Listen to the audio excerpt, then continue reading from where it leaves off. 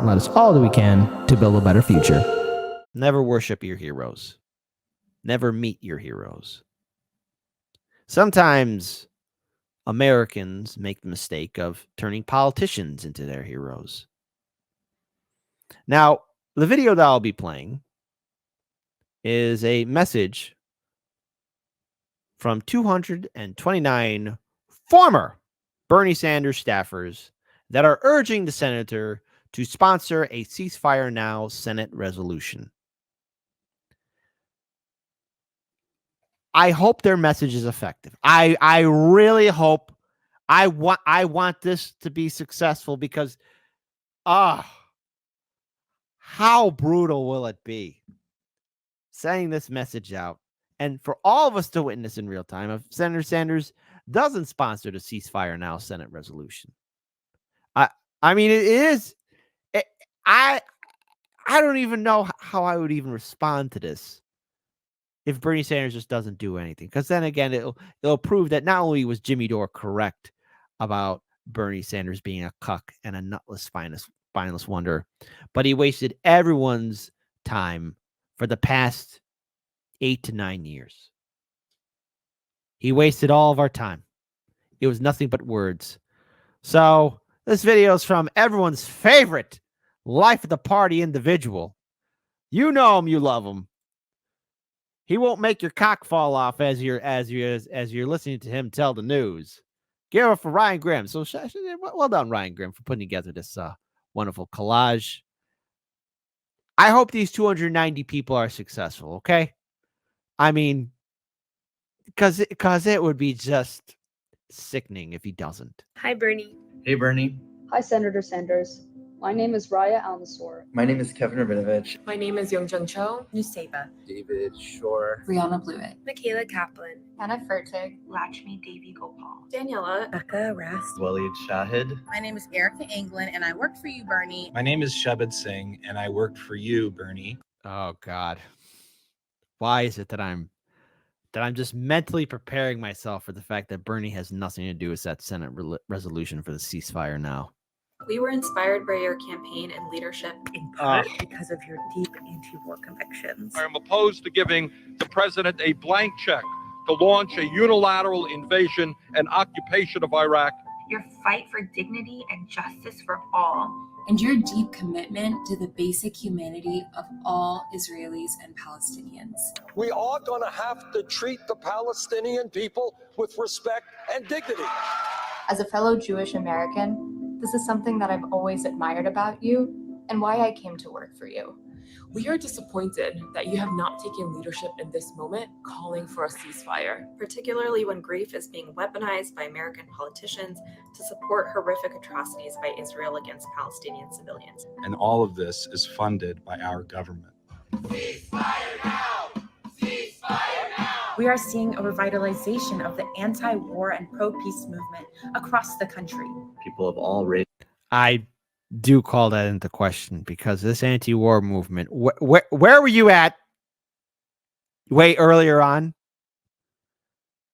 Just throwing it out there, okay? All this sounds great, the nice little music in the background, but I'm sorry, I guess I got to be the bad guy here. So first, let me ask you, the audience.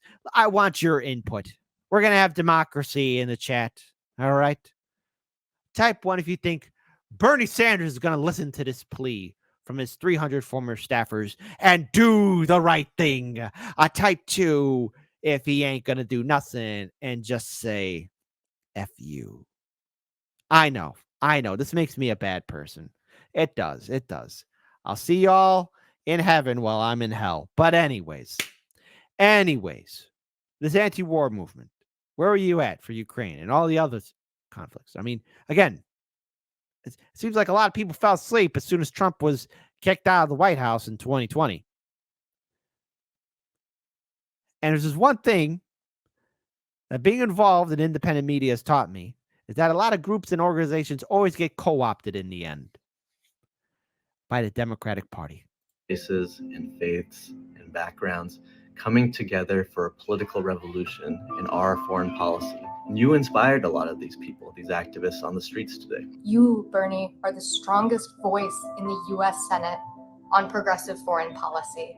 We ask you to stand up more forcefully, as you always have, against war and bombs and for peace, freedom, and justice. Thank you for already speaking up about the humanitarian crisis in Gaza and the importance of releasing all hostages. But we know our government can do more. Please call for a ceasefire and introduce a Senate companion to the Ceasefire Now resolution, introduced by Representative Rashida Tlaib and Representative Cori Bush. Support an end to military funding for atrocities or occupation of Palestinian people. If not now, when? If not you and us, then who?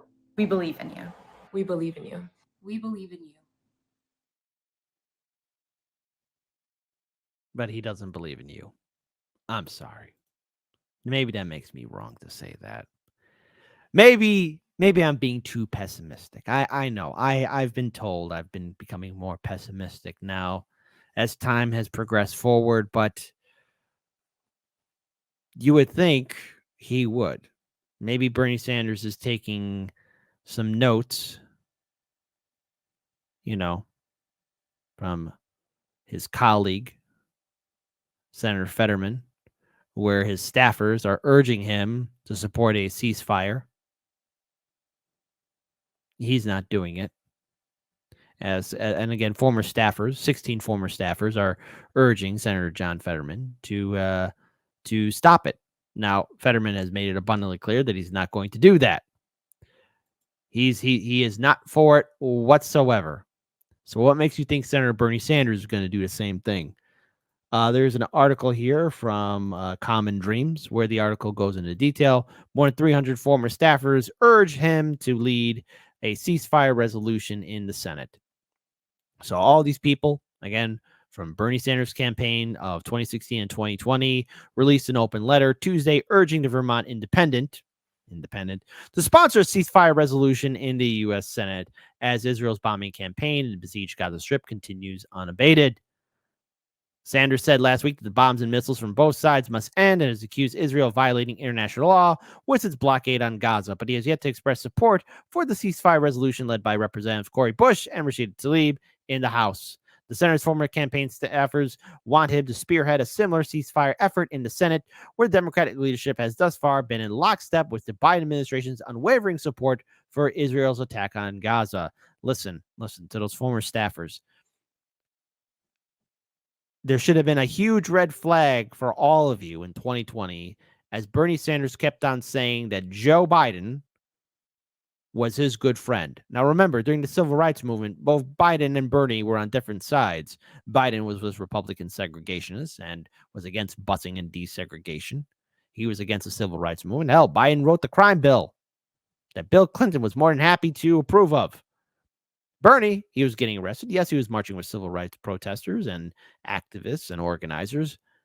But yet, in the 2020 primary, Biden was his best friend, his pal, his buddy.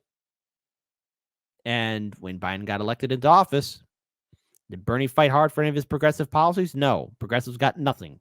The Bernie Sanders campaign compromised and got nothing. I hope your video is successful, and I hope your letter does reach him. But my gut instinct about the inept inaction of Bernie Sanders is that he's not going to lift a goddamn finger. He's not going to do it. Bernie Sanders has, yes, inspired a lot of people. Hell, he inspired Hard Lens Media. I'll be honest about that. I'll keep it very clear and plain. But Bernie Sanders never believed in his message. When it came time for him to fight and really fight and call out the election fraud of 2016 and 2020, fight for his people, he didn't do it. He didn't have the strength and the know-how to actually do the right thing. And this letter that they wrote calls on Sanders to introduce a Senate companion to the Bush-Tlaib ceasefire now resolution, support an end to U.S. funding for war crimes against the Palestinian people, the expansion of settlements and the occupation of Palestinian lands, and support an end to the blockade of Gaza. Those three things, great on paper. I agree. He's not going to do it. Now's not the time. We have an election. Bernie is probably going to say, we got to stop Trump right now. Got to stop Trump. We have to stop Trump. That's what he's going to do. Don't hero worship these politicians, because people like Bernie don't have a backbone. People like Bernie aren't going to fight for you. They're not going to stick their necks out for you. He's just not going to do it. He won't do it. And the sooner people realize that, as soon as people understand that it's up to us to fight for that better future, to win and fight through citizen ballot initiatives, start building movements and organizations not connected to Washington, D.C., then we have a fighting chance. Bernie Sanders might have led the movement, but we cannot forget that he abandoned people. That's what happened. And we have to, all of us, come to terms with that. Bernie Sanders left all of us. So now we have to take charge.